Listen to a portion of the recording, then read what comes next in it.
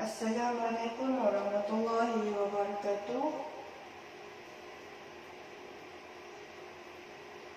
Diharapkan para pelajar dalam keadaan yang baik dan sedia untuk sesi pengajaran dan pembelajaran pada hari ini.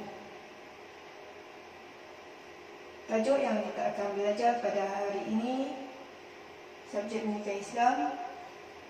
Para pelajar boleh merujuk buku teks halaman 151 hingga 153, iaitu bahagian sirah. Topik 3 dalam bahagian sirah, pelajaran yang ke-25 berkenaan dengan tajuk era masyarakat jahiliyah.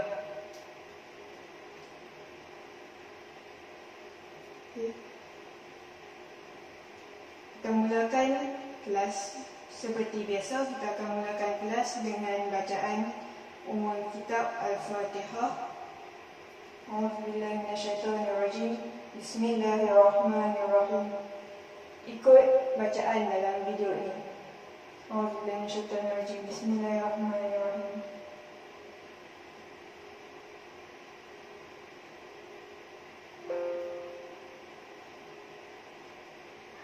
Alhamdulillahi Rabbil Alamin Ar-Rahmanir Rahim Maliki Yawmiddin Iyyaka na'budu wa iyyaka nasta'in Ihdinas siratal mustaqim Siratal ladzina an'amta 'alaihim ghairil maghdubi 'alaihim.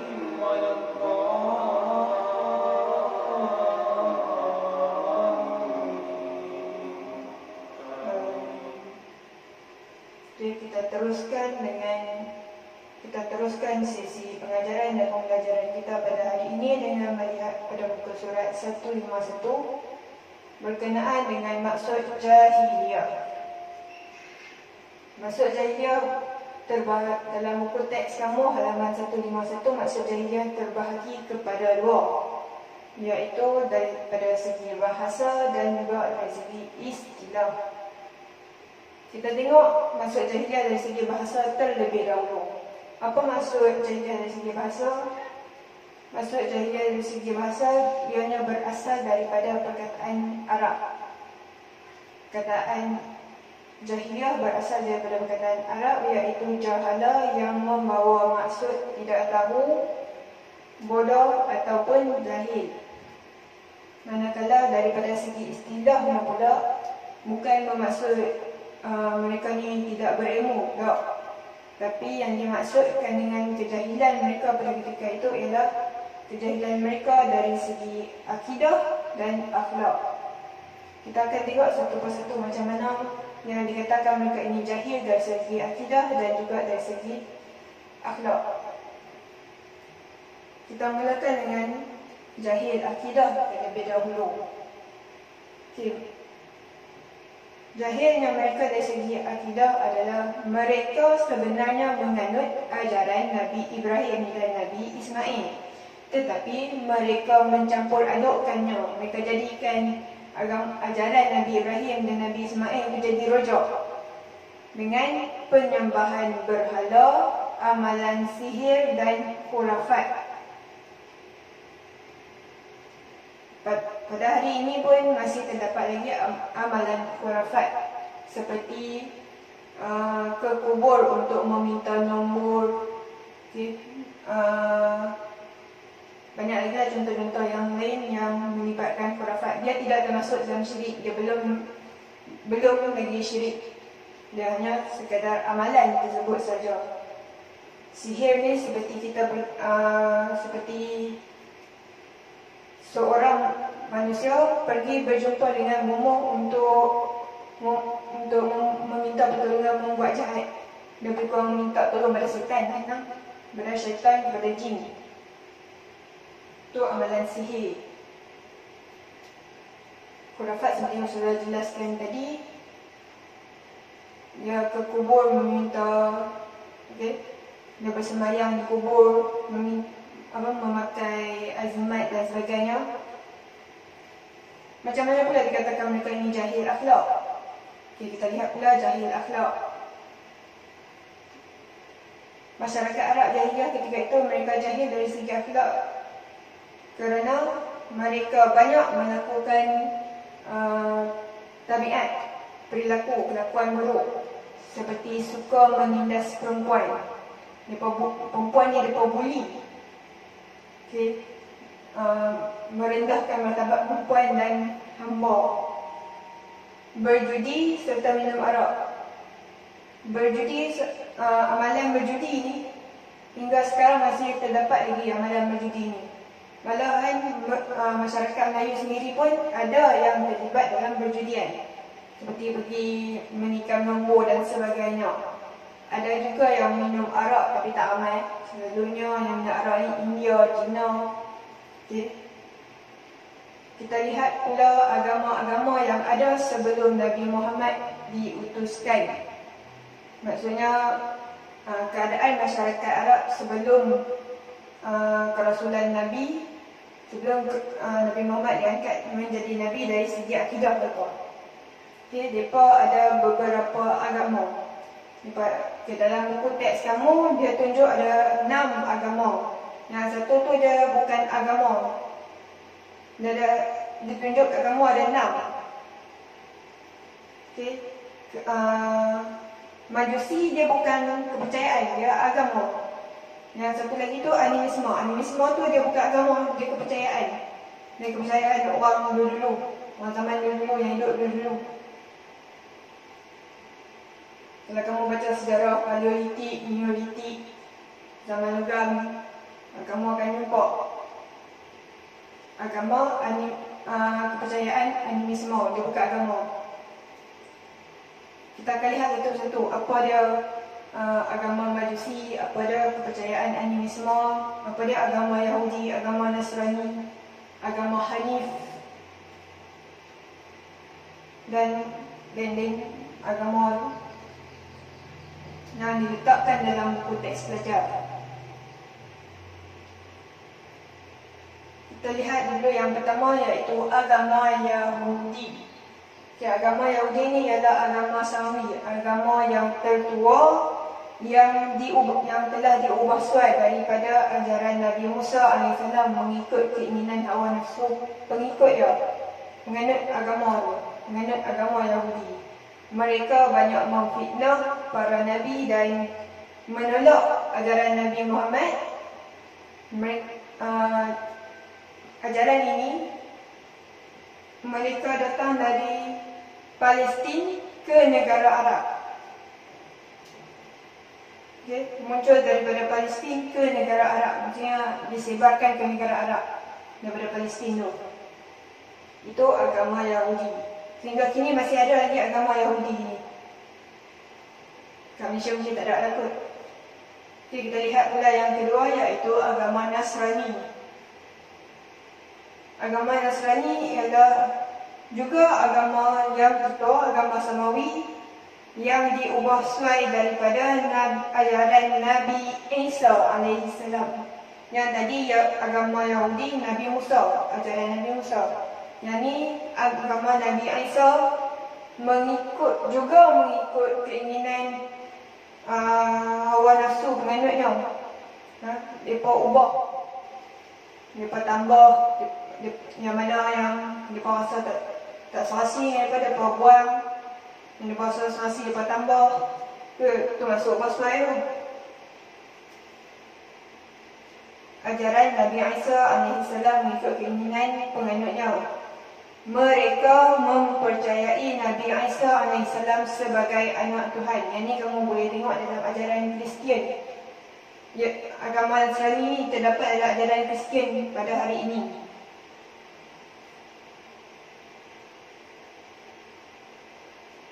Kamu biasa dengar mereka menyembah Mary. Mary tu merujuk kepada Maryam. Ajaran Nabi Isa dan Maryam.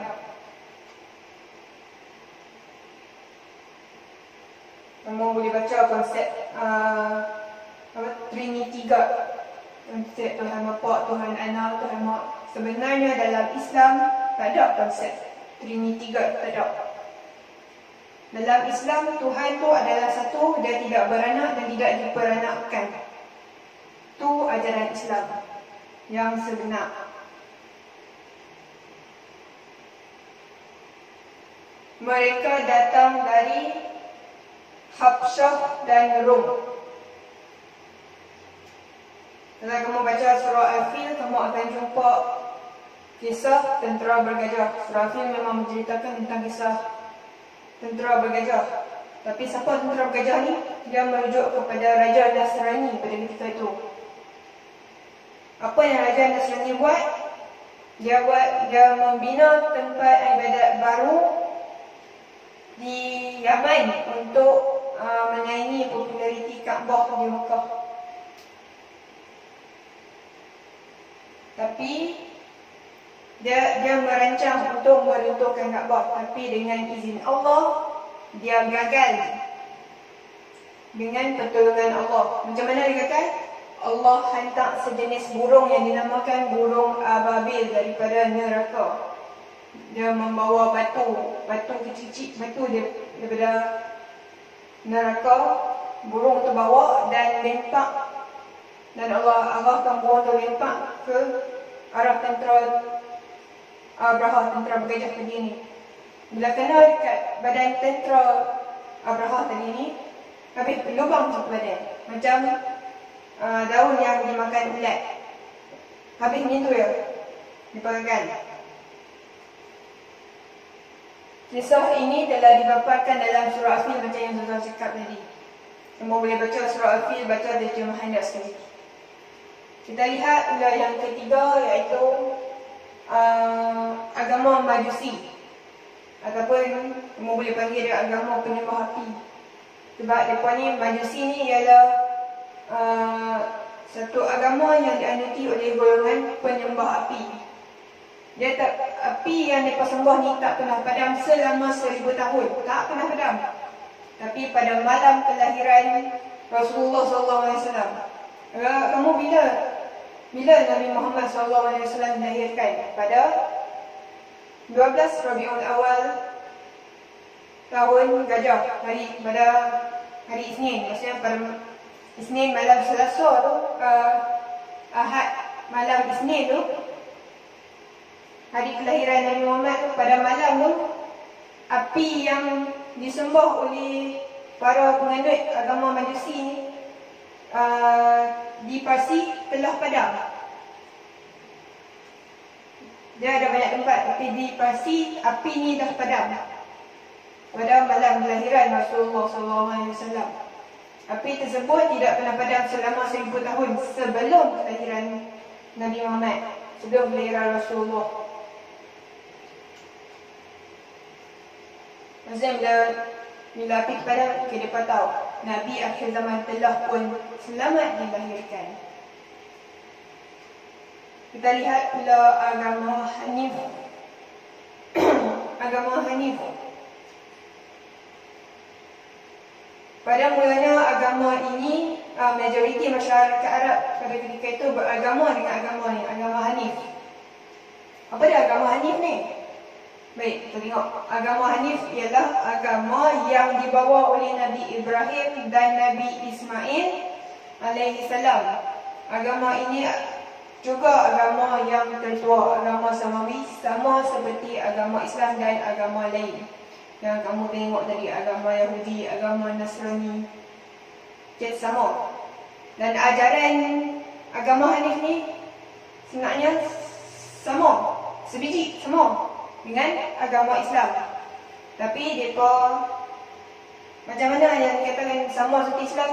Buktinya dapat dilihat daripada ciri-ciri agama, kepercayaan agama Hanif yang sama dengan Islam. Seperti yang ni kamu boleh rujuk rukun iman. Maksudnya kamu dah belajar dah rukun iman, rukun Islam kecil, iaitu percaya kepada Allah sebagai Tuhan yang satu, percaya kepada adanya hari kebangkitan dan kehidupan selepas mati. Okay. Selepas kita mati, kita akan dibangkitkan semula di padang mahsyar. Itu yang dinamakan kehidupan selepas mati. percaya kepada konsep dosa dan pahala, baik buruk dulu. Ajaran agama Hanif yang diteruskan amalannya dalam syariat Islam seperti sampai hari ini pun masih ada lagi amalan ajaran agama Hanif ni yang ada, yang dijalankan dalam syariat Islam, diterima dalam syariat Islam, iaitu ibadah korban, haji dan umrah. Okey, ni banyak lagi, tapi dalam konteks kamu dia bagi 3 ni.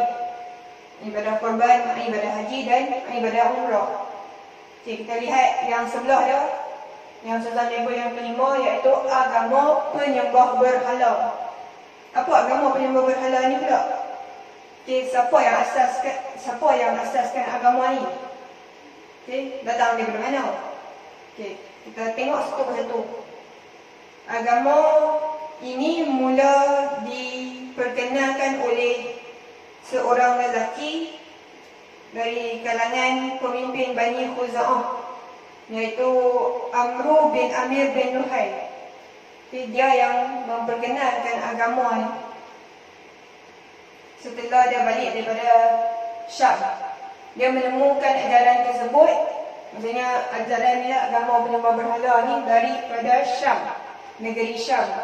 Negeri Syam tu kalau hari ini kita sebut Syria. Syria tu Syam, negara Syam. Lalu membawa sebuah patung berhala besar bernama Hubal ke Mekah dan meletakkannya di dalam Kaabah dan meminta dan menyuruh dan mengarahkan seluruh penduduk Mekah pada ketika itu supaya menyembah berhala tersebut. Selepas berhala Hubal ni, ada lagi berhala-berhala lain yang dibawa.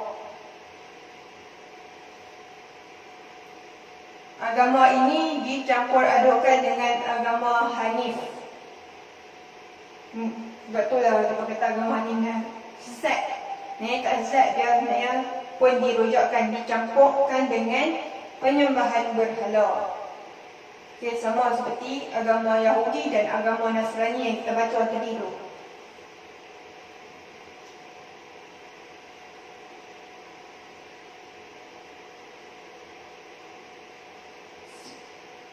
Agama ini dicampur adukkan dengan agama Hanif sehingga muncul sebagai agama yang mensyirikkan Allah. Sebab pengasas agama ni, iaitu Amru bin Amir bin Luhai, dia suruh sembah berhala yang dibawa pulang daripada Syam ke Mekah. Itulah dia syirikkan Allah sebab dia menyembah berhala. Agama penyembah berhala ini disebarkan kepada seluruh orang Arab ketika musim haji, ketika Fathul Mekah, maksudnya ketika Mekah berjaya dibuka oleh Nabi Muhammad SAW. Ada sebanyak 360 berhala. Maksudnya selepas patung berhala Hubal yang dibawa tu, ada lagi 360 lagi dalam Kaabah.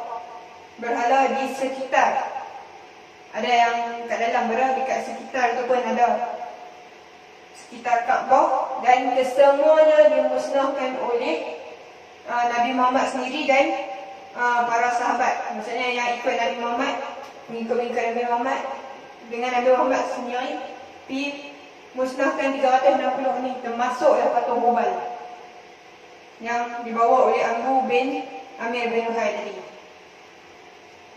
Okey, kita tengok yang agama terakhir yang diletakkan dalam buku teks kamu, iaitu agama animisme, kepercayaan animisme. Dia bukan agama, dia kepercayaan. Dia kepercayaan nenek moyang dulu. Animisme ialah satu kepercayaan bahawa setiap benda mempunyai roh dan semangat. Maksudnya kalau mereka pergi kat pokok, mereka akan sembah pokok. Sebab mereka percaya pokok tu ada roh. Okay? Ada semangat dia sendiri. Semangat pokok, semangat alam, ada lain-lain. Oleh itu penganut kepercayaan ini menyembah alam.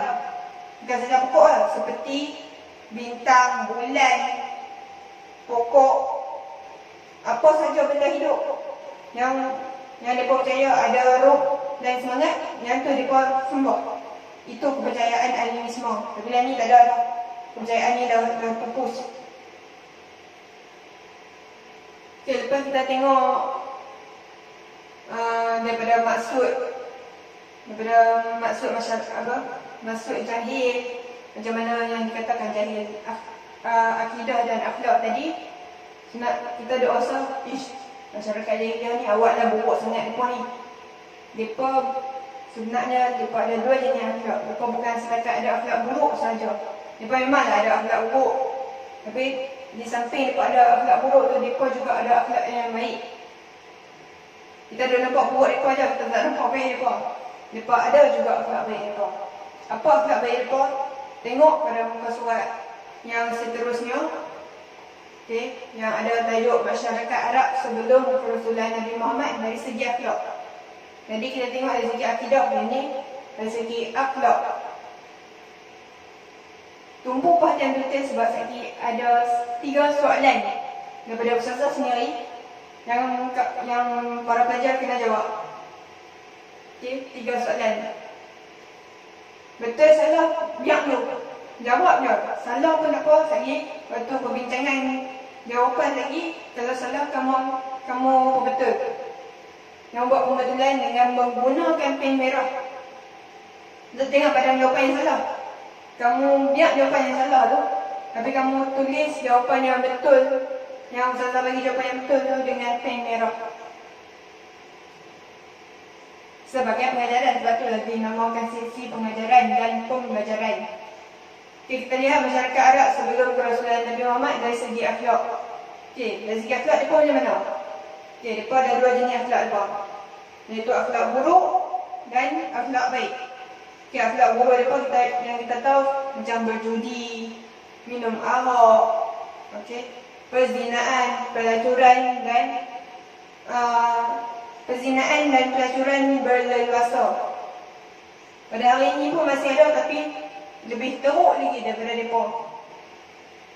Okay. Mengamalkan bigami.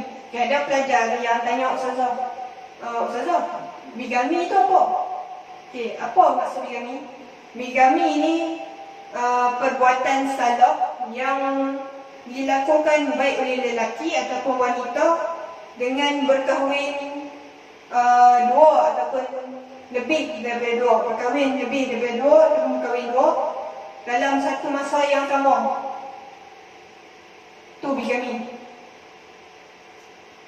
Mereka yang mengamalkan bigami, maksudnya seorang perempuan boleh ada 2 lelaki, bukan 2 lelaki lah, 2 suami, 3 suami, 4 suami, dia boleh ada lebih.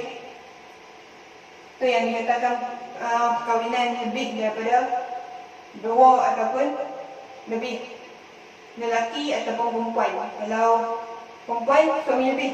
Kalau lelaki, bini lebih, isteri lebih. Tu amalan bigami. Ini ada. Kita tak panggil lah bigami yang ni. Dan ni dalam masyarakat kita pada hari ini, kita tak panggil bigami, kita panggil poligami. Poligami ni maksudnya lelaki tu dia kahwin 2 ataupun lebih. Dalam Islam, lelaki boleh berkahwin 4. Tapi kalau, yang tu kena baca hadis, kalau lelaki tu tidak mampu untuk berkahwin 4, lebih baik, afdalnya dia kahwin 1 sahaja. Kalau dia rasa dia tak boleh nak adil antara isteri-isteri dia, kalau dia kahwin lebih lah, lebih baik dia kahwin 1 sahaja. Pewarisan harta hanya pada lelaki.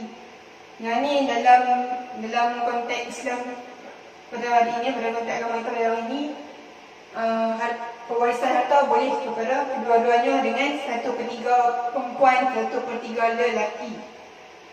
boleh betulkan Ustazah kalau Ustazah salah dekat komen. Dia tengok kat komen. Membunuh anak perempuan. Yang ni kamu boleh baca daripada kisah Sayyidina Umar, kalau tak salah. Sayyidina Umar Al-Khattab. Mereka bukan nak kata mereka bunuh tu, mereka tak bunuh yang mereka tanam hidup. Bila ada saja perempuan yang melahirkan anak, bila dia tengok anak yang dilahirkan tu adalah anak perempuan, dia cepat-cepat gali lubang dan tanam bayi perempuan tersebut dalam tanah. Kamu boleh baca kisah Khalifah Umar, Umar Al-Khattab. Sebelum dia masuk Islam, apa yang dia buat? Lepas tu dia masuk Islam, selepas dia mendengar adik dia apa? Kalau tak salah baca surah Al-Fatihah, surah Toha kalau tak salah. Lepas tu dia masuk Islam dan dia menyesal atas perbuatan dia waktu dia di zaman jahiliah dulu. Dia bunuh anak dia sendiri. Mengamalkan tenung nasib. Yang ni tak ada dah, kecuali Cina. Cina banyak lah dia buat tenung nasib. Maksudnya dia pergi ke satu-satu tempat tu, dia tanya. Kalau Cina dia akan ambil macam batang aiskrim tu, dia akan letak dalam satu bekas, dia akan goncang. Bila ada satu pula, okay, dia akan tengok apa nasib dia dekat batang tu. Nasib kita tak bergantung pada batang ataupun benda-benda lain. Nasib kita di tangan Allah. Maksudnya kita hanya mampu merancang, tapi Allah sebaik-baik perancang. Berperang kerana perkara yang kecil. Yang ni sebab mereka ada semangat asabiah. Asabiah ni semangat kepuakan yang tinggi, yang tebal. Jadi masing-masing puak tu ada ego mereka. Okay. Yang ni ada akhlak baik mereka. Mereka sangat taat kepada pemimpin sampai mereka punya semangat kepuakan tu terlalu tinggi. Jadi bila ada perkara kecil, selisih faham sikit pun, mereka akan bergaduh. Mereka akan, kalau kita hari ni bergaduh, kita panggil bergaduh. Tapi dulu mereka tak panggil bergaduh, mereka panggil perang. Perang kecil-kecil kan. Berperang kerana perkara yang kecil je. Tu akhlak buruk mereka. Contoh-contoh akhlak buruk ni banyak lagi. Tapi yang Ustazah hurai ini berdasarkan apa yang ada dalam buku teks belajar sahaja. Kita lihat pula akhlak baik mereka. Okay. Kita dah tengok akhlak buruk mereka, yes, mereka memang ada akhlak buruk. Tapi di samping akhlak buruk mereka ada juga akhlak yang baik. Apa akhlak baik mereka? Yang pertamanya, mereka ni sangat menepati janji. Maksudnya, bila mereka berjanji, mereka takkan mungkiri. Mereka jenis yang berpegang kuat pada janji. Kalau mereka berjanji ni, memang janji tu semua. Mereka akan, kalau mereka janji nak jumpa orang mana, mereka akan tunggu ke tempat tu sampai jumpa. Sampai jadilah perjanjian tu. Tu menepati janji. Dan sifat mereka yang kita nak ada pada masyarakat kita pada hari ini adalah sifat berani, kuat dan pantang menyerah kalah.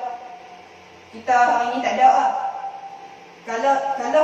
Kalau main game ni pun dah sama surrender dah, menyerah kalah dah. Fail dalam exam, fail dalam ujian bulanan ke, aku fail, biar macam tu ya, menyerah kalah. Tapi masyarakat Arab pada waktu tu mereka pantang menyerah kalah. Yang ni sifat ni yang kita nak ada dalam masyarakat kita pada hari ini.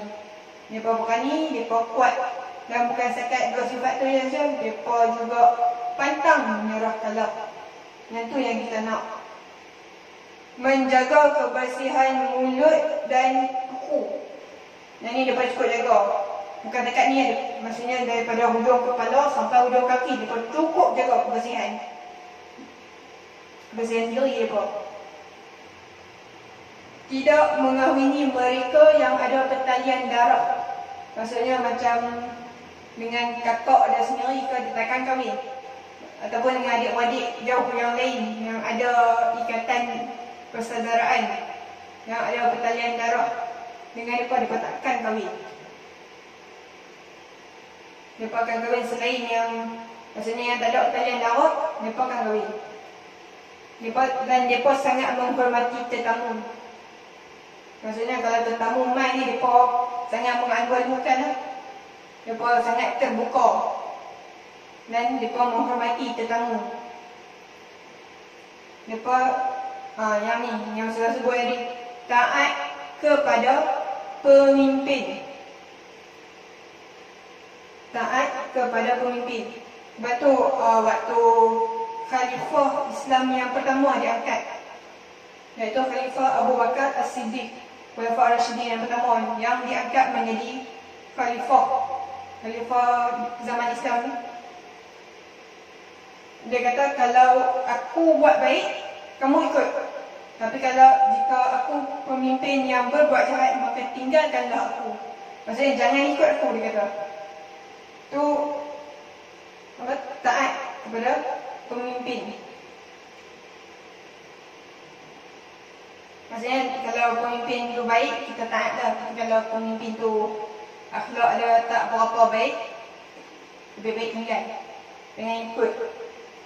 Menghormati bulan haram. Okey, ada pelajar yang tanya Ustazah, bulan haram ni apa? Jawapan dia, bulan haram ni adalah bulan suci yang ada, 4 bulan yang suci dalam Islam. Mereka sangat menghormati. Apa bulan tu? Bulan Muharram, bulan Rajab, Zulkaidah dan Zulhijjah. 4 bulan ni adalah 4 bulan yang suci bagi mereka. Bulan suci. Bulan haram ni bulan yang suci bagi mereka. Mereka takkan bergaduh, mereka takkan berperang, mereka takkan buat benda jahat waktu bulan ni. Sebab kalau mereka buat, dosa dia lebih besar berbanding dengan bulan-bulan yang lain. Jadi mereka sangat menghormati bulan ni, bulan haram ni. Okey, ada tak agak-agak kamu apa sebab Rasulullah diutuskan kepada masyarakat Arab Jahiliyah pada waktu tu? Ada sebab, ada 3 sebab. Okey, dalam buku teks kamu mungkin dia bagi tak detail. Okey, tapi yang Ustazah dapat, okey, ada 3 tujuan. Pasal Rasulullah diutuskan kepada masyarakat Arab, masyarakat Jahiliyah, masyarakat Arab Jahiliyah.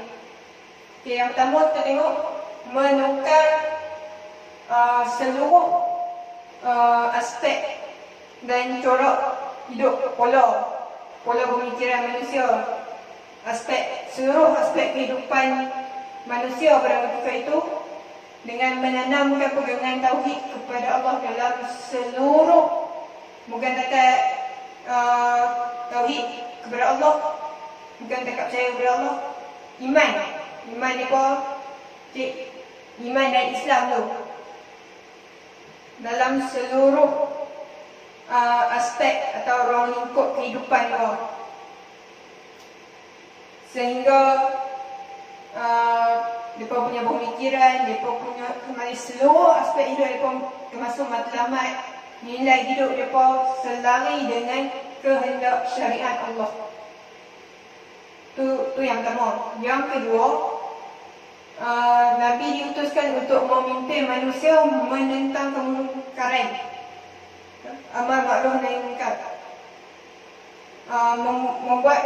menyuruh ke arah kebaikan dan melarang ke arah kemungkaran. Memimpin manusia menentang, melawan kemungkaran, menghapuskan segala kezaliman yang ada pada zaman tu, yang jadi pada zaman tu, dan merebut kuasa dari golongan kafir yang membuat kerosakan di muka bumi. Ni kalau kafir ni ada 2 jenis, kafir harbi dan kafir zimmi. Kalau kafir zimmi ni depa jenis tak apa, depa ikut saja Islam, depa tunduk kepada kekuasaan Islam. Tu kafir zimmi, dan depa tak perlu diperangi pun. Kalau kafir harbi ni, mereka kasar dan jenis suka gaduh, suka berperang. dan suka jadi batu api supaya peperangan berlaku. Jadi kafir harbi ni yang perlu Islam perangi. Yang dipanggil golongan kafir yang membuat kerosakan muka bumi, kafir harbi. Dan tujuan yang ketiga kenapa Nabi Muhammad diutuskan ialah untuk menegakkan peraturan Islam, menyempurnakan ajaran Islam itu sendiri, menyusun masyarakat berdasarkan ajaran Islam yang sebenar, menggiatkan usaha ke arah jihad, maksudnya memupuk semangat jihad dalam diri masyarakat pada ketika itu, serta mengatur pentarbiyahan ummah. Mengatur kebaikan ummah, jalan hidup ummah ketika itu. Itu antara sebab Rasulullah diutuskan kepada masyarakat jahiliyah. Sampai masanya untuk kamu jawab soalan penilaian, untuk menilai sama ada kamu faham atau tidak pembelajaran kita pada hari ini. Topik pembelajaran kita pada hari ini iaitu era masyarakat jahiliyah. Tak banyak pun, ada 3 soalan je. Yang soalan penilaian yang kedua lagi dekat akhir slide. Yang tu yang juga tak banyak pun, 14 soalan je. Dan kita akan bincang jawapan. Setiap kali saya bagi soalan, saya akan bincang jawapan. Dan saya akan bagi jawapan yang betul kepada kamu. Kalau ada ustazah ada tersalah cakap, tersalah bagi maklumat, tersalah bagi fakta, tolong kau betulkan ustazah. Dekat komen, bila tengok. Tapi tengok secara positif lah, jangan tengok secara negatif. Yang negatif ustazah tak mahu. Okey, kita tengok soalan penilaian yang pertama. Okey, ada 3 soalan. Dekat awalnya soalan penilaian yang awal ni ada 3 soalan je. Dan dia sangat ringkas, soalan tu sangat ringkas. Okey, kamu dah belajar di awal topik tadi. Maksud jahiliyah dari segi bahasa, dari segi istilah. Okey, saya bagi satu pernyataan. Okey, dan daripada pernyataan tu kamu kena nyatakan apa jahil akhlak, apa jahil akidah. Okey, soalan dia kamu tengok hari ni. Okey, siapa yang memperkenalkan atau mengasaskan ajaran agama penyembah berhala. Tadi kita dah jumpa ada orang siapa dia. Okey, ini untuk menguji kefahaman kamu terhadap topik yang kita tengah belajar pada hari ini, iaitu era masyarakat jahiliyah. Okey, kita tengok soalan penilaian pertama. Macam soalan kita tadi, maksud jahiliyah dari segi bahasa, dari segi kita dah belajar awal tadi. Okey, nyatakan maksud jahiliyah dari segi bahasa dan istilah. Okey, Ustazah bagi masa. Sementara Ustazah nak jelaskan lagi 2 soalan. Apa dia lagi 2 soalan? Sementara Ustazah tunjuk, kamu jawab dulu soalan yang pertama. Okey, kamu boleh ulang video ni untuk tengok soalan kedua dan ketiga dekat bagi soalan penilaian yang awal ni. Sebelum kamu jawab 14 soalan. Okay, dan mungkin salah satu daripada 14 soalan itu akan keluar dalam exam kamu. Okay, yang ni soalan kamu yang pertama. Nyatakan maksud jahiliyah dari segi bahasa dan istilah kita dah belajar tadi. Apa dia jahiliyah dari segi bahasa, apa dia jahiliyah dari segi istilah. Okay. Okay, soalan yang kedua. Okay, soalan penilaian yang kedua untuk menilai kefahaman kamu terhadap topik ni. Macam Ustazah kata tadi, okay, dalam exam dah tak ada soalan adjektif ABC, kecuali kalau cikgu kamu nak buat dah soalan adjektif yang ABCD tu. Soalan ni dia lebih kepada bentuk macam ni. Dia bagi satu pernyataan dan dia tanya pernyataan tu, daripada pernyataan tu apa dia. Okay, macam yang soalan Ustazah bagi ni. Okay, masyarakat Arab pada ketika itu jahil daripada 2 segi, iaitu dari segi akidah dan akhlak. Ini Ustazah dah ajar tadi apa yang maksud jahil akidah, jahil akhlak dan macam mana jahil akidah tu, macam mana jahil akhlak tu. Tapi soalan tak tanya dia tak minta contoh, dia tanya jahil akidah tu apa, jahil akhlak tu apa.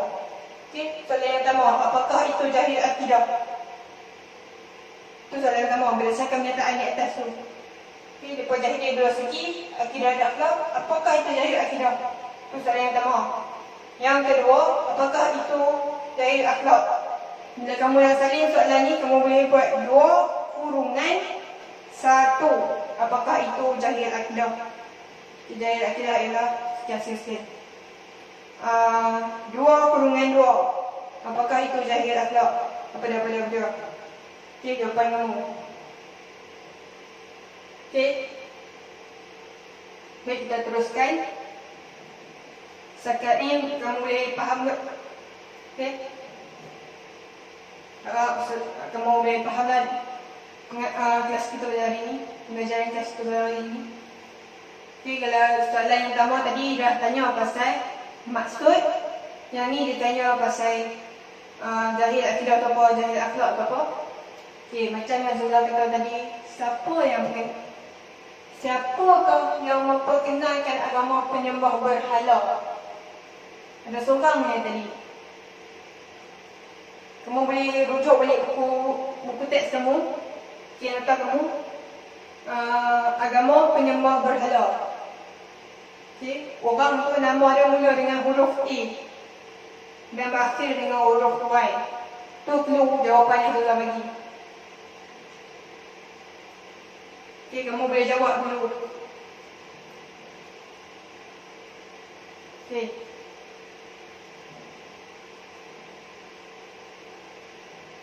Sudah tunjuk balik soalan yang pertama. Sementara kamu nak salin, kamu boleh ulang video ni. Kalau kamu tak nak salin, kamu boleh boleh ni balik track tu untuk tengok balik soalan dan jawab. Jangan tengok saja. Soalan ni kamu boleh salin dalam buku nota ataupun buku latihan.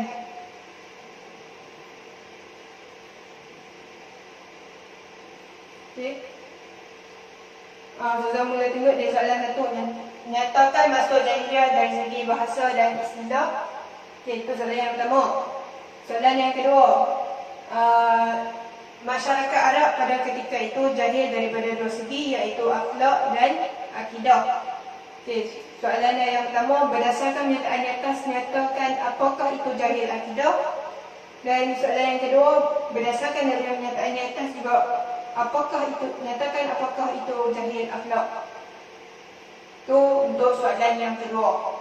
Okay, soalan yang ketiga, siapakah yang memperkenalkan ajaran agama penyembah berhala?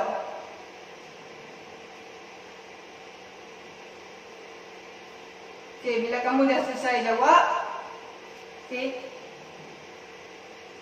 setiap satu soalan yang kita bagi tadi, okay, kamu salah jawab pun tak apa. Kamu biar je jawapan kamu salah. Kamu sediakan pen merah. Jadi kita akan bincang jawapan sekarang. Untuk setiap satu soalan yang Ustazah bagi tadi. Okey. Kita akan bincang jawapan.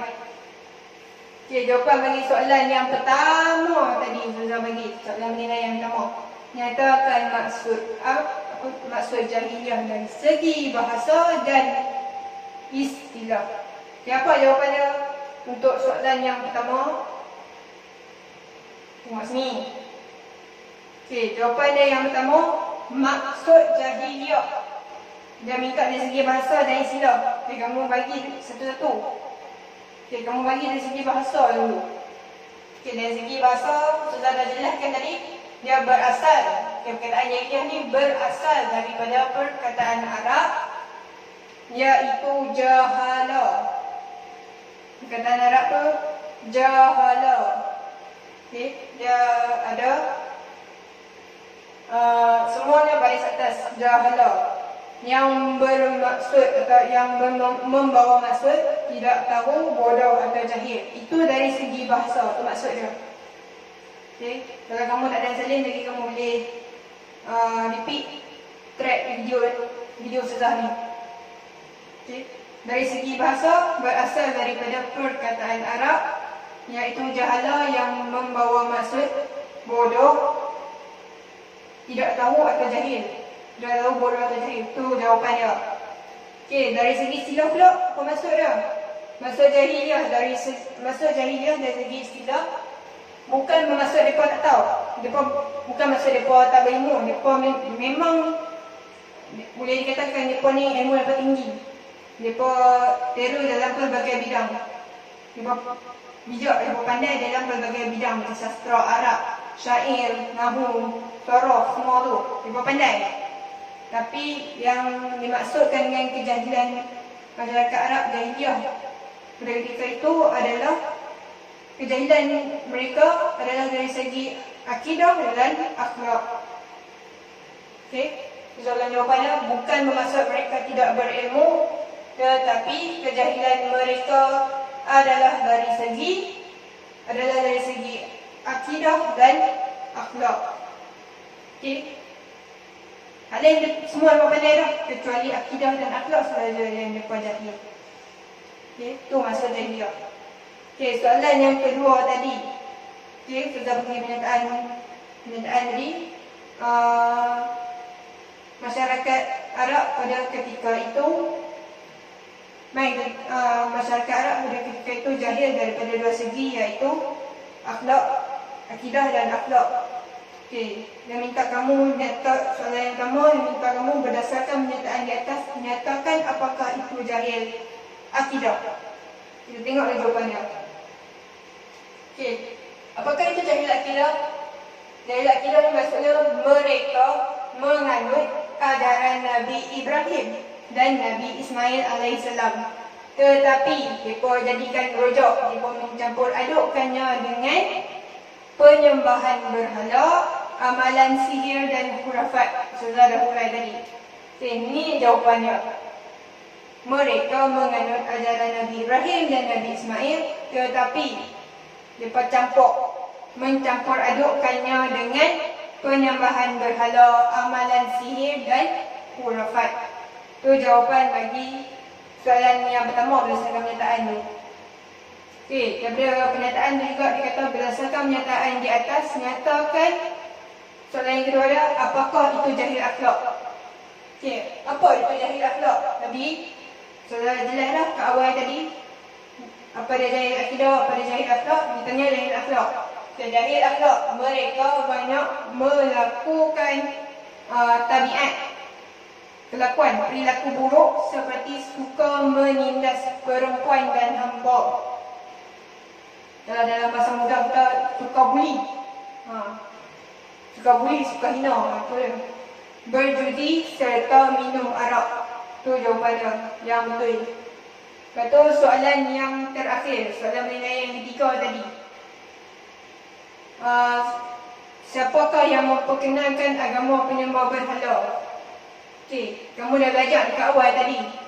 Agama penyembah berhala diperkenalkan oleh siapa? Okey.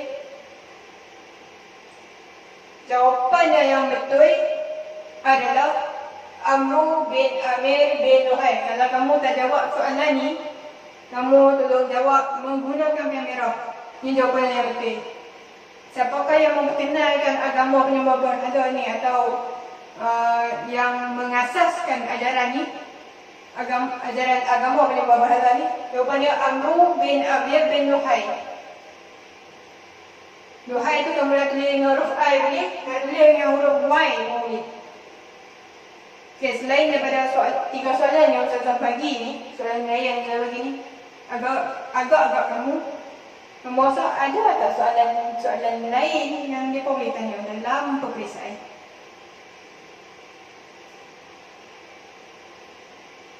Kalau kamu kata tak ada, sebenarnya ada.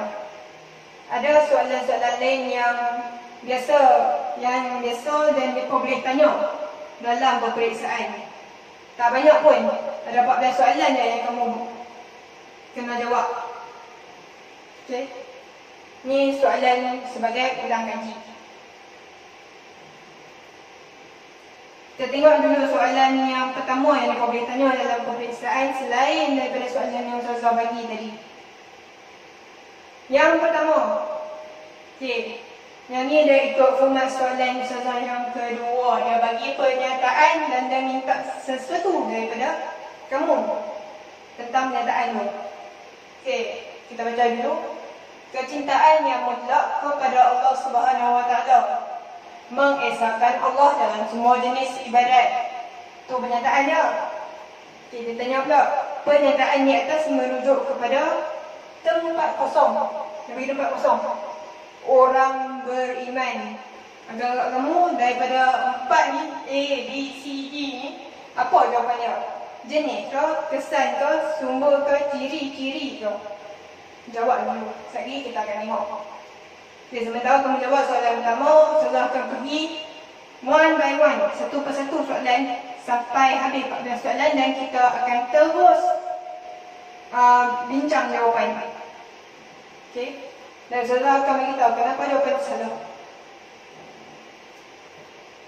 Kamu jawab je dulu. Salah kenapa? Sekali Ustazah betul dan kamu betulkan jawapan kamu dengan menggunakan pen merah. Tak perlu padang jawapan yang kamu dah sedia jawab. Okay, kita pergi ke soalan yang kedua. Okay, antara ciri akidah yang benar, tempat kosong. Percaya tak ada kewujudan Allah ke? Mensyirikkan Allah ke? Melakukan amalan yang bertentangan dengan akidah Islam ke? Menafikan keesaan Allah. Yang mana satu jawapan dia tentang ciri-ciri akidah yang benar. Maksudnya kamu dah belajar lah ciri-ciri akidah yang salah, ciri-ciri akidah yang benar. Okey, dia tanya akidah yang benar tu. Okey, kita tengok soalan yang ketiga. Semua di bawah, okey, semua pilihan jawapan kat bawah ni yang dibagi ni. Okey, A, mensyirikkan Allah. B, melakukan amalan yang bertentangan dengan akidah Islam. C, mentauhidkan Allah. D, menafikan keesaan Allah. Dia kata semua kat bawah ni adalah ciri akidah yang salah, kecuali ada satu ya. Dalam keempat jawapan ni, dalam keempat jawapan tu ada satu saja jawapan yang bukan ciri akidah yang salah. Dia ciri akidah yang benar. Kamu cari dan jawab ni, bagi dia macam. Kita pergi ke soalan yang seterusnya. Okey, ni dia tanya ciri-ciri orang yang beriman. Lagi dia tanya kesan tak? Okey, dia tanya ciri-ciri dulu. Antara ciri orang yang beriman kepada Allah ialah tempat kosong, takut kepada manusia ke, tidak mengesahkan Allah ke, melakukan larangannya, ataupun takut kepada Allah. Yang mana satu daripada empat. Daripada 4 pilihan jawapan ni, yang mana satu adalah ciri orang yang beriman. Tolong jawab. Okey, sementara kamu jawab soalan yang saya bagi, kita tengok soalan yang seterusnya. Antara kesan orang yang beriman ialah tak usah. A, ke B, ke C, ke D. Tidak yakin kepada kuasaan Allah ke, melakukan perkara mungkar ke, tidak percaya kepada Allah ke, menjauhi perkara mungkar ke. Yang mana satu ada 4 jawapan tu yang merujuk kepada kesan orang yang beriman. Okey. Soalan yang seterusnya ni kamu dah belajar dalam topik bersuci. Okey.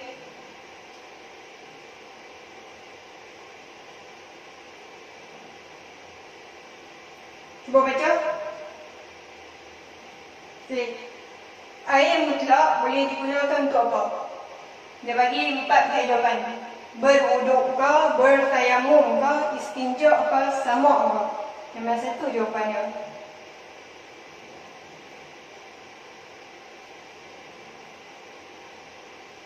Okey, ni soalan yang seterusnya. Cara menyucikan najis mutawassitah ialah yang mana satu? Jawapan dia. Okey, kamu dah belajar dalam bersuci dalam tajuk bersuci daripada najis. Bagi fiqh betul. Fiqh atau ibadat. Okey.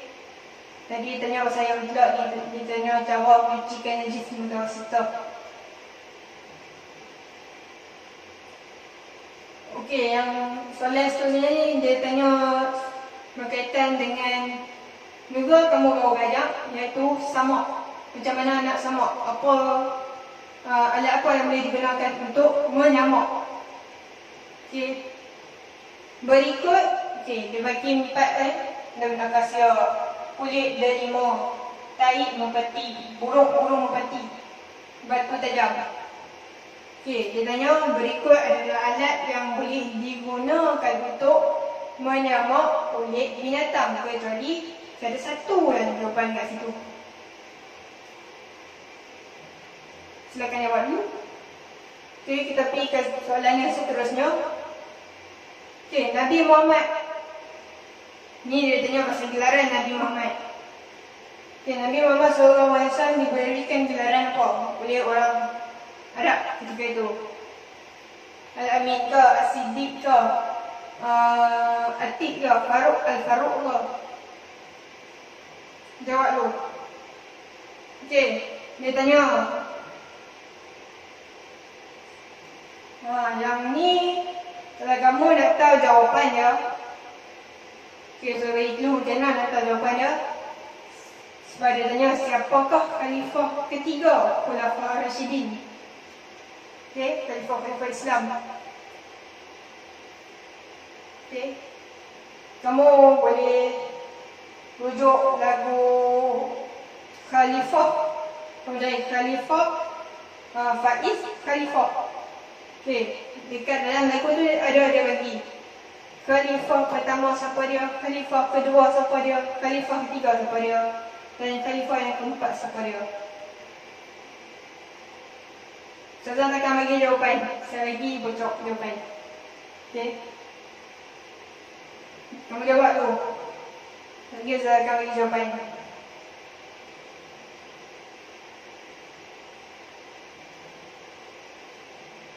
Ni jawapan dah pun jelas dekat soalan tu. Kamu yang nampak. Okey, kita pergi ke soalan yang seterusnya. Okey, dia bagi angka kosong. Merupakan akhlak mazmumah kepada Allah. Dia tanya contoh akhlak mazmumah kepada Allah. Ada satu situ, syukur ke, zikir ke, sabar ke, lara ke. Apa jawapannya? Kamu jawab. Okey. Menjaga amanah akan memudahkan seseorang untuk melintasi perda. Titian sirat ke, longkang ke, parit ke, jalan raya ke. Yang mana satu jawapannya? Okay. Berikut adalah akibat tidak beradab. Yang ni sudah dah ajak dah waktu awal-awal dulu. Awal-awal sudah sampai dulu, sudah dah ajak dah. Yang ni dia dalam topik last kali. Bahagian akhlak. Okey. Kamu boleh tengok jawapan dalam ilmu cahaya kehidupan. Tajuk jawapan tu. Berikut adalah akibat tidak beradab ketika menuntut ilmu, kecuali ada satu ya. Depan dia. Kita hendaklah menjaga. Yang ni kamu boleh rujuk tajuklah dalam bahagian akhlak, iaitu maruah diri, cermin peribadi. Kamu baru je belajar sebelum kamu belajar bahagian sirah era masyarakat jahiliah ni. Kamu baru je belajar tajuk ni. Okey, kita hendaklah menjaga maruah diri dengan bercakap secara apa? Beradab ke, sopan ke, negatif ke, kemas ke? Apa jawapannya? Kamu dah selesai jawab ke-14 soalan yang kita bagi ni. Ada 14 soalan je yang kamu jawab. Sekarang kita tengok satu persatu jawapannya. Okey. Okey. Kita mula dengan soalan pertama yang macam Ustazah kata tadi. Dia bagi pernyataan, dia minta sesuatu daripada kamu berdasarkan pernyataan kan. Kecintaan yang mutlak kepada Allah Subhanahu Wa Taala, mengesahkan Allah dalam semua jenis ibadat. Pernyataan di atas merujuk kepada bahagian 40 orang beriman. Okey. Jawapan dia yang betul. Kalau kamu jawab jenis, kurang tepat. Kalau kamu jawab kesan pun kurang tepat. Kalau kamu jawab sumber pun kurang tepat. Jawapan dia yang tepat adalah ciri-ciri orang beriman. Okey, depa So dia bagi jawapan tu pasal sebab dia tu cinta kepada Allah secara mutlak. Kata dia angkat Allah. Dia mengesahkan Allah dalam semua jenis ibadat, termasuk ibadat sunat. Jadi dia adalah ciri-ciri. Dia bukan jenis, dia bukan kesan dan dia bukan sumber. Kita lihat soalan seterusnya. Antara ciri akidah yang benar ialah percaya terhadap kewujudan Allah. Itu jawapannya yang tepat. Kalau kamu jawab mensyirikkan Allah, itu bukan akidah yang benar. Itu akidah yang salah. Melakukan amalan yang bertentangan dengan akidah Islam, pun jawapannya salah. Itu akidah yang salah. Menafikan kesan Allah, lagi-lagi lah dia cek kubur. Dia bukan akidah yang benar. Ciri akidah yang benar ialah percaya terhadap kewujudan Allah. Itu jawapannya. Okey, dia tanya akidah yang salah pula. Tadi dia tanya akidah yang benar, ini dia tanya akidah yang salah. Semua di bawah adalah ciri akidah yang salah, kecuali apa dia? Jawapannya yang betul ialah mentauhidkan Allah. C jawapannya. Okey, mensyirikkan Allah memang ciri jelas ciri akidah yang salah. Melakukan amalan yang bertentangan dengan akidah Islam, jelas ciri akidah yang salah. Berarti salah jawapan kamu. Kalau kamu jawab A, kalau kamu jawab B. Menafikan kesan Allah, sah. Ciri akidah yang salah. Kalau kamu jawab D pun, jawapan dia kurang tepat. Jadi, ada tu lah jawapannya. Iaitu C, mentauhidkan Allah. Dan itu saja. Bukan ciri akidah yang salah. Itu adalah ciri akidah yang benar. Okey, kita lihat jawapan bagi soalan yang seterusnya. Antara ciri orang yang beriman kepada Allah ialah yes, takut kepada Allah. Okey. Ciri orang yang beriman, dia tak takut kepada manusia. Orang yang beriman, dia tak takut kepada manusia. Okey, dia mengesahkan Allah. Dia tak melakukan larangan. Dia tak buat apa yang Allah larang. Dia buat apa yang Allah suruh dia buat, apa yang Allah larang dia tak buat. Jadi jawapan A, B, C secara automatik reject, salah ataupun kurang tepat. Jawapan yang betul ialah takut kepada Allah. Tu baru ciri orang yang beriman. Okey. Tadi ada ciri orang yang beriman. Yang ni dia tanya kesan orang yang beriman pula. Okey, apa kesan orang yang beriman? Antara kesan orang yang beriman ialah menjauhi perkara mungkar. Tu jawapan dia yang betul. Okey. Kalau menjauhi perkara yang mungkar ni jawapan yang betul. A, B, C, adakah jawapan dia betul? Kurang tepat. Tidak yakin kepada kekuasaan Allah, bukan kesan orang yang beriman. Melakukan perkara mungkar, bukan kesan orang yang beriman.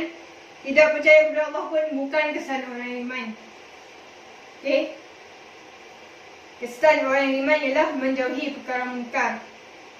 Sebab dia ada iman dalam diri dia, jadi dia automatik dia akan cuba untuk menjauhi diri dia daripada buat perkara mungkar.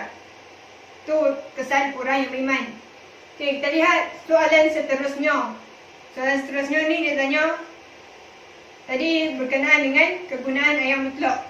Okey, ayat mutlak boleh digunakan untuk apa? Berwuduk ke, bertayamum ke, istinja ke, sama ke? Okey, jawapan yang betul adalah berwuduk. Okey, tayamum kita guna pasir.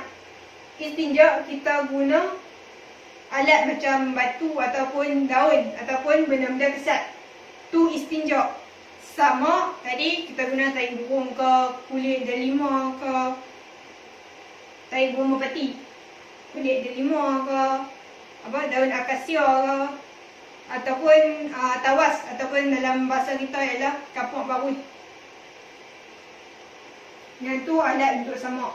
Yang ni dia tanya ayat mutlak boleh digunakan untuk apa? Jadi jawapannya A, berwuduk. Ayat mutlak boleh digunakan untuk berwuduk. Okey, kita lihat soalan yang seterusnya. Cara menyucikan najis mutawasitah ialah, jawapan dia yang tepat ialah A, buang najis dulu. Lepas tu basuhkan tempat yang terkena najis tu dengan air, dengan air yang mengalir. Kalau air tu tak mengalir, kamu tak boleh basuh kat situ. Okey. Dia mesti basuh dengan air yang mengalir. Dan pastikan hilang dan suci tempat yang terkena najis tu, pastikan hilang dan tempat tu suci daripada segala bau, rasa dan warna najis tu. Pastikan bersih lah daripada najis tu.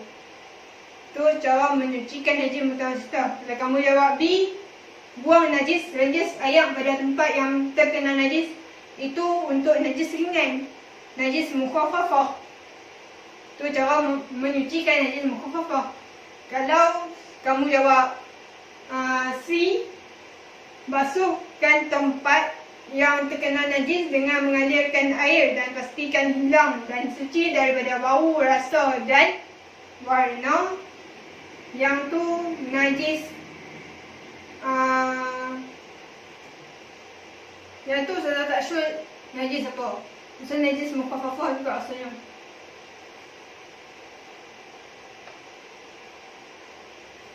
Okay. Soalan D, kalau kamu jawab D, reject tu weh. Memang automatik salah tu weh. Pasal apa salah? Buang najis. Basuhkan tempat yang terkena najis dengan 1 kali basuhan air tanah dan 6 kali basuhan air mutlak. Kemudian mengalirkan air dan pastikan hilang dan suci tempat yang terkena najis tu. Najis tu hilang dan suci daripada segala bau, rasa dan warna. Itu cara menyucikan najis mughallazah ataupun najis berat. Okey, jadi jawapan dia yang betul adalah A. Okey, soalan seterusnya ni tanya tentang samak, cara menyamak. Berikut adalah alat yang boleh digunakan untuk menyamak kulit binatang. Kecuali apa? Ada satu jawapan kat situ. Daun akasia boleh digunakan untuk menyamak kulit binatang. Kulit delima boleh digunakan untuk menyamak kulit binatang. Tai burung merpati pun boleh digunakan untuk menyamak kulit binatang. Pasal apa? Sebab tai burung merpati ni dia berasid. Kalau kena besi tu boleh berkarat ataupun reput. Jadi jawapan dia yang betul ada satu isu kan. Batu tajam. Itu jawapan dia. Okey, soalan yang seterusnya dia tanya tentang gelaran Nabi Muhammad. Okey, apa gelaran Nabi Muhammad? Jawapan dia yang betul adalah Al-Amin. Muhammad SAW Al-Amin. Maksudnya kalau yang benar itu ialah Abu Bakar. Al-Amin, yang boleh dipercayai lah maksudnya. Lebih kurang tu. Atik bukan gelaran Nabi Muhammad. Al-Faruq dia gelaran orang lain. Dia bukan gelaran Nabi Muhammad. Okey, soalan yang seterusnya dia tanya siapakah khalifah ketiga dalam kalangan Khulafa' Rasyidin. Okey. Khalifah pertama Abu Bakar As-Siddiq, khalifah kedua Umar Al-Khattab, khalifah ketiga Utsman bin Affan, khalifah keempat Sayyidina Ali. Jadi dia tanya siapakah khalifah ketiga, jadi jawapannya ialah Sayyidina Utsman bin Affan radhiyallahu anhu. Okey, dia tanya akhlak mazmumah kepada Allah tadi kan. Baik, jawapan dia tempat kosong tu, jawapan dia ialah lara merupakan akhlak mazmumah kepada Allah. Dan ni kamu boleh rujuk jawapan dia dekat bahagian akhlak terpuji hiasan diri. Okey, dia ada sifat akhlak mazmumah, ada sifat akhlak memudah kat situ. Ustazah ingat lagi sebab Ustazah dah ajak kamu dah. Okey. Jadi jawapan dia ialah lara. Sabar, mahmudah, sifat akhlak mahmudah. Zikir, sifat akhlak mahmudah. Syukur, sifat akhlak mahmudah. Okey. Menjaga amanah akan memudahkan seseorang untuk melintasi. Jawapan yang betul adalah titian sirot. Pada jaga amanah, jadi dia senang untuk melintasi titian sirot. Okey, jalan raya bukan, longkang bukan, parit bukan. Okey, tak ada kaitan kehidupan ni. Okey, berikut adalah akibat tidak beradab ketika menuntut ilmu. Kecuali jawapan yang sebenar adalah A. Dapat menambahkan keyakinan diri. Yang tu bukan akibat tidak beradab. Yang tu akibat beradab. Dia masuk dalam akibat beradab. Kalau kamu beradab ketika menuntut ilmu, itu dapat menambahkan keyakinan diri. Okey. Soalan yang terakhir. Okey. Nanti kamu boleh rujuk dekat maruah diri cermin peribadi. Kita hendaklah menjaga maruah diri dengan bercakap secara apa?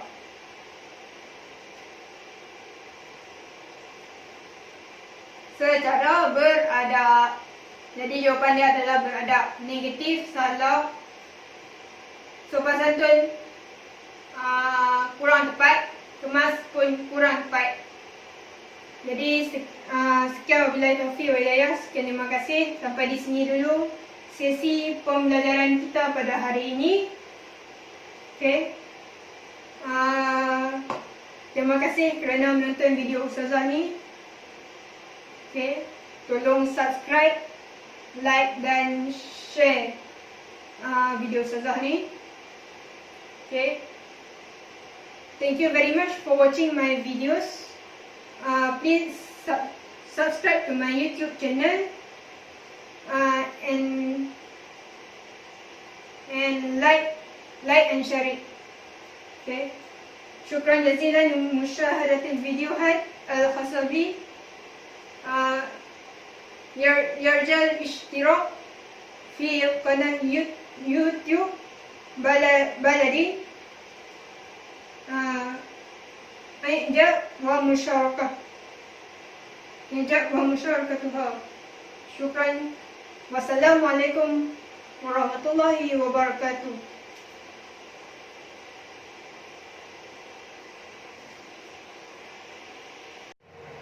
Baik, Ustazah tutup dulu pengajaran kita, sesi pembelajaran dan pengajaran kita dengan satu lagu, iaitu Toha by Muhammad Yusuf. Sallallahu ala Taha khairil khalqi wa ahlaha. Sallallahu ala Taha khairil khalqi wa ahlaha. Khairil khalqi huwal hadi nurul kauni bihi badi amman nasi bi irsyadi askal khalqi wa azkaha wa arkaha. Syukran. Wassalamualaikum warahmatullahi wabarakatuh.